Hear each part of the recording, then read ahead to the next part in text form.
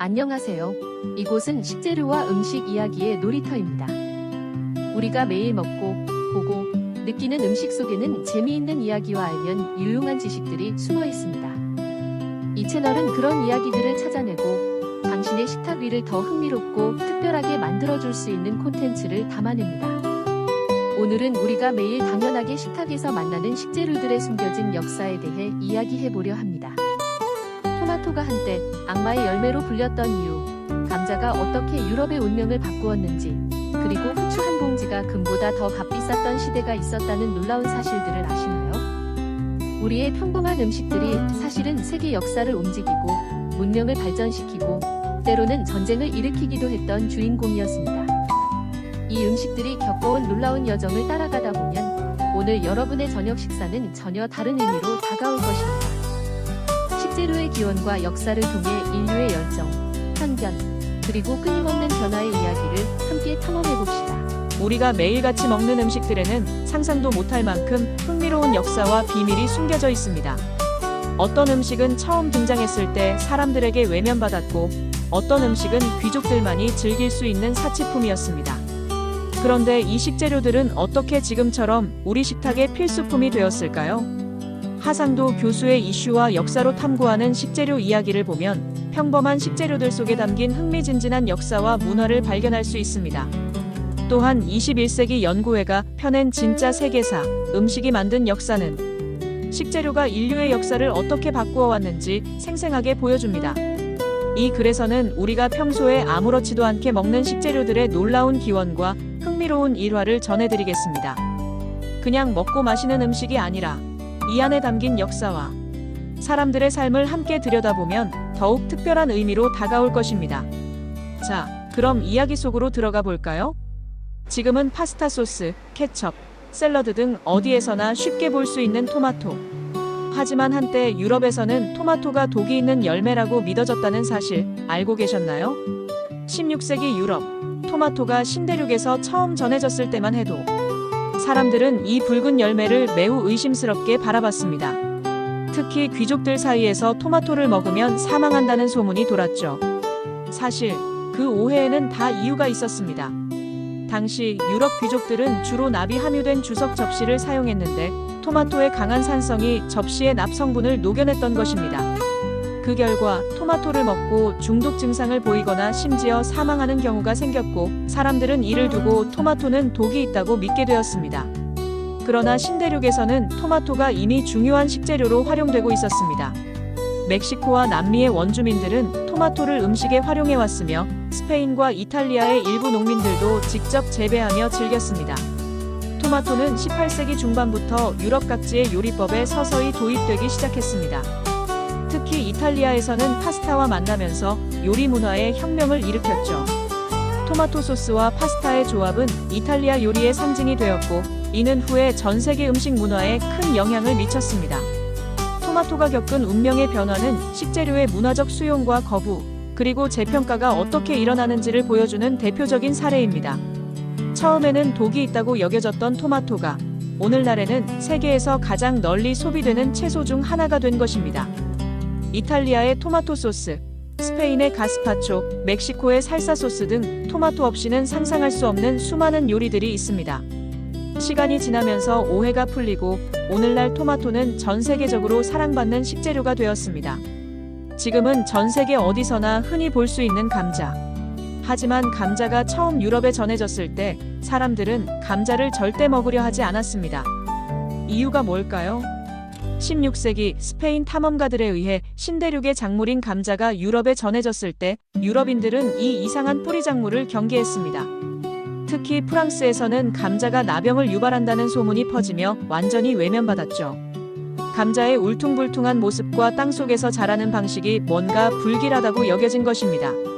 하지만 감자가 가진 엄청난 영양가를 알아본 한 사람이 있었으니 바로 프랑스의 농학자 앙투안 파르망티에였습니다.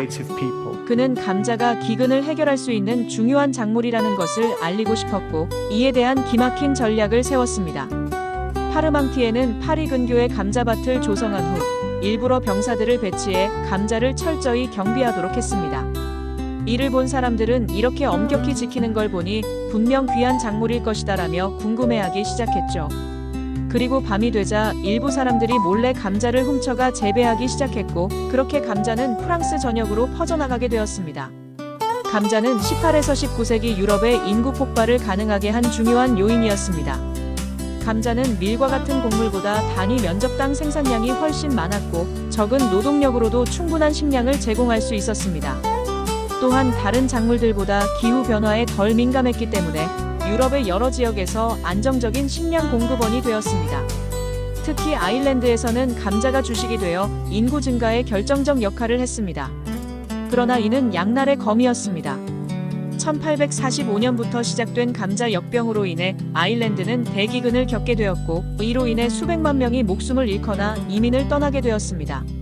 이는 특정 작물에 대한 지나친 의존이 가져올 수 있는 위험성을 보여주는 역사적 교훈입니다. 오늘날 감자는 프랑스 요리를 비롯해 전 세계적으로 가장 중요한 작물 중 하나로 자리 잡았습니다.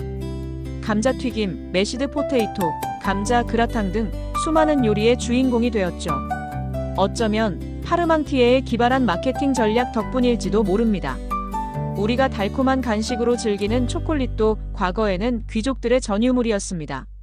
심지어 초콜릿이 돈처럼 쓰였던 적도 있었습니다.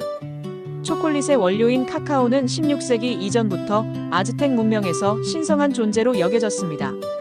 아즈텍의 왕 몬테수마는 하루에 수십 잔의 카카오 음료를 마셨다고 전해지는데, 이 음료는 단순한 간식이 아니라 전사들의 힘을 북돋는 강장제 역할을 했습니다. 당시 카카오는 너무 귀해서 화폐로도 사용되었고, 유럽에 전해진 후에도 처음에는 왕족과 귀족들만이 즐길 수 있는 사치품이었습니다. 스페인 왕실이 초콜릿의 비밀을 거의 100년 동안 지켰다고 합니다. 그들은 초콜릿의 제조법을 국가 기밀로 취급했고, 덕분에 스페인은 초콜릿 무역에서 독점적인 위치를 차지할 수 있었습니다. 하지만 17세기 중반부터 초콜릿의 비밀이 유럽 전역으로 퍼져나가기 시작했습니다. 영국, 프랑스, 네덜란드 등지에서 초콜릿 하우스가 문을 열었고, 상류층의 사교 장소로 인기를 끌었습니다. 그러나 여전히 비싼 가격 때문에 대중들은 쉽게 접할 수 없었습니다. 19세기 초콜릿 산업은 혁명적 변화를 맞이합니다. 1828년 네덜란드의 코엘라드 반 호우텐이 카카오 프레스를 발명하면서 카카오 버터와 카카오 가루를 분리할 수 있게 되었고, 이는 초콜릿 제조 과정을 크게 단순화했습니다. 그리고 1847년 영국의 조셉 프라이 앤 선즈 회사가 최초로 고체 초콜릿 바를 생산하기 시작했습니다. 초콜릿의 대중화는 설탕 산업의 발전과도 밀접한 관련이 있습니다. 설탕 생산량이 증가하고 가격이 낮아지면서 달콤한 초콜릿을 대량으로 생산할 수 있게 되었습니다. 이러한 변화들이 19세기 말부터 초콜릿을 누구나 쉽게 즐길 수 있는 간식으로 탈바꿈시켰습니다. 오늘날 초콜릿 산업은 전 세계적으로 엄청난 규모로 성장했으며, 다양한 종류의 초콜릿이 생산되고 있습니다. 신성한 음료에서 시작하여 귀족의 사치품을 거쳐 이제는 모든 사람이 즐길 수 있는 간식이 된 것입니다. 양파는 고대부터 중요한 식재료로 사용되었습니다. 특히 고대 이집트에서는 양파가 단순한 음식이 아니라 피라미드를 건설한 노동자들의 에너지원으로 여겨졌습니다. 고대 이집트인들은 양파가 힘을 북돋운다고 믿었고, 피라미드 건설 노동자들에게 매일 양파를 지급했습니다. 심지어 파라오의 무덤에는 양파가 함께 묻히기도 했죠. 양파의 둥근 모양이 영원의 상징으로 여겨졌기 때문입니다. 나일강 유역에서 쉽게 재배할 수 있었던 양파는 영양가가 높고 장기 보관이 가능했기 때문에 이집트 사회의 식량 안보에 큰 기여를 했습니다. 또한 양파의 항균 효과는 더운 기후에서 식품의 부패를 막는 데 도움이 되었습니다. 양파는 거의 모든 문화권에서 중요한 식재료로 자리 잡았습니다. 그리스와 로마에서는 양파가 운동선수들의 체력 증진을 위한 식품으로 인기가 있었고, 중세 유럽에서는 양파의 약효에 큰 가치를 두었습니다. 특히 중세시대에는 양파가 패스트와 같은 전염병을 예방한다고 믿어져 많이 소비되었습니다. 14세기 흑사병이 창궐했을 때 양파를 활용한 각종 민간요법이 등장했다고 합니다. 오늘날에도 양파는 건강에 좋은 다양한 성분을 함유한 필수 식재료로 자리 잡고 있습니다. 최근 연구들은 양파에 함유된 퀘르세틴과 같은 항산화 물질이 심혈관 질환과 특정 암 예방에 도움이 될 수 있다고 밝히고 있습니다. 고대 이집트인들의 믿음이 과학적으로도 입증된 셈이죠. 전 세계적으로 가장 사랑받는 음료 중 하나인 커피. 하지만 한때는 위험한 음료로 간주되어 금지된 적이 있었습니다. 17세기 오스만 제국의 술탄 무라드 4세는 커피하우스에서 사람들이 모여 토론하는 것을 두려워했습니다. 커피를 마시며 정치적 논쟁이 벌어지는 것을 막기 위해 커피를 금지하고 이를 어긴 사람들에게 강력한 처벌을 내렸죠. 커피는 단순한 음료를 넘어 사회적, 정치적 변화의 촉매제 역할을 했습니다. 17에서 18세기 유럽의 커피하우스는 계몽주의 사상가들이 모여 토론하는 장소였으며 프랑스 혁명의 불씨가 된 많은 아이디어들이 커피하우스에서 시작되었습니다. 커피는 또한 세계 무역 구조를 바꾸는 데 큰 영향을 미쳤습니다. 커피 무역은 유럽의 식민지 확장과 밀접한 관련이 있으며 라틴 아메리카와 아프리카의 경제적, 사회적 구조를 형성하는 데 중요한 역할을 했습니다. 브라질과 같은 국가들이 어떻게 커피 생산국으로 변모했는지, 그리고 그것이 현지의 환경과 사회에 어떤 영향을 미쳤는지도 주목할 만합니다. 커피 재배를 위해 광대한 토지가 개간되었고, 이는 환경 변화와 함께 노동 구조의 변화도 가져왔습니다. 하지만 커피에 대한 사람들의 사랑은 멈추지 않았고, 금지는 해제되었습니다. 오늘날 커피는 전 세계적으로 가장 많이 소비되는 음료 중 하나로 자리 잡았습니다. 매일 아침 마시는 한 잔의 커피 속에는 이렇게 오랜 역사와 사회적 의미가 담겨 있는 것입니다. 설탕의 역사는 인류 문명과 깊이 얽혀 있습니다.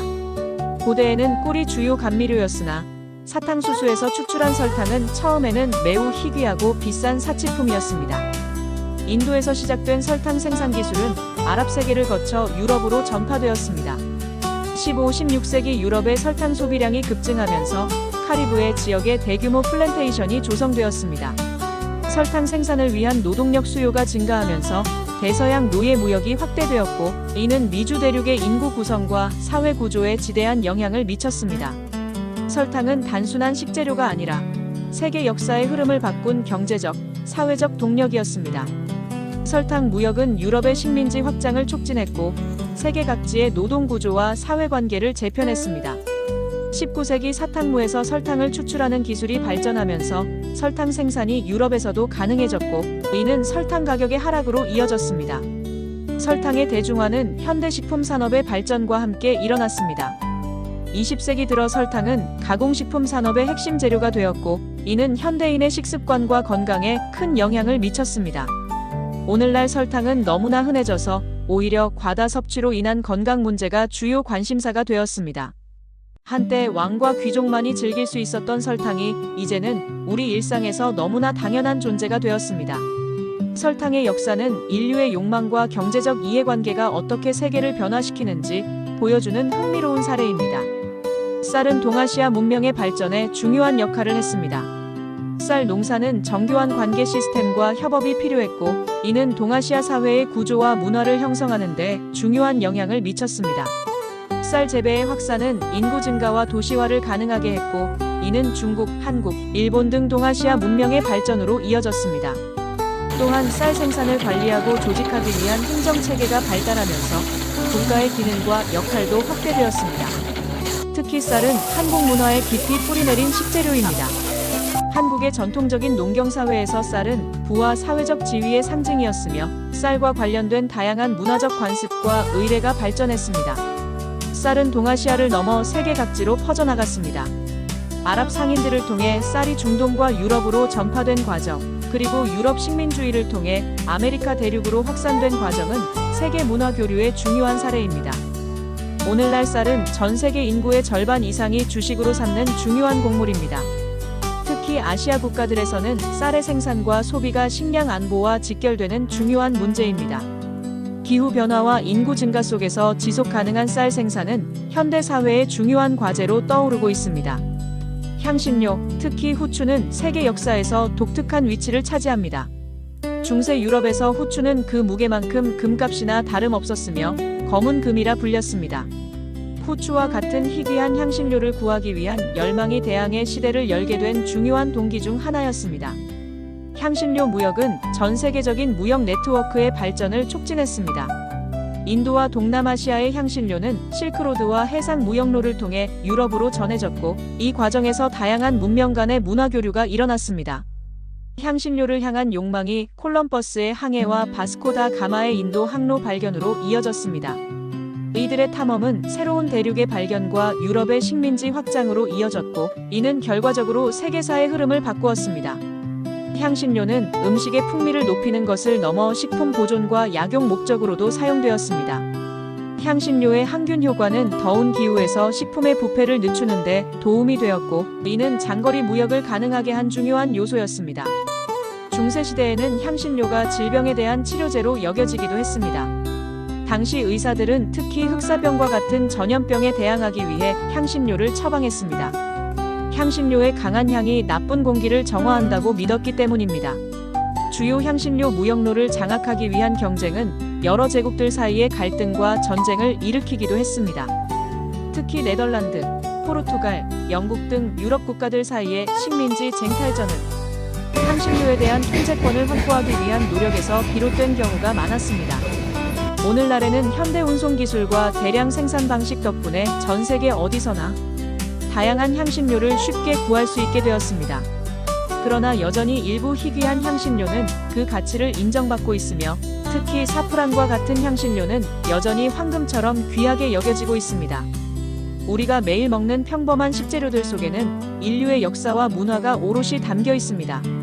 토마토가 악마의 열매로 여겨지다 식탁의 주역이 되기까지, 감자가 혐오의 대상에서 기근을 해결한 영웅으로 거듭나기까지, 초콜릿이 신성한 음료에서 대중적인 간식으로 변모하기까지, 이 모든 여정은 인간의 편견과 도전, 그리고 변화에 대한 이야기를 담고 있습니다. 식재료의 역사는 단순히 무엇을 먹었는가의 기록이 아닙니다. 그것은 인류가 어떻게 자연과 상호작용하며 문명을 발전시켜 왔는지, 서로 다른 문화권이 어떻게 교류하고 영향을 주고받았는지, 그리고 인간의 욕망과 필요가 어떻게 세계를 바꾸어 왔는지에 대한 이야기입니다. 오늘날 우리는 슈퍼마켓에서 세계 각지의 식재료를 쉽게 구할 수 있지만, 불과 몇 세기 전만 해도 이는 상상할 수 없는 일이었습니다.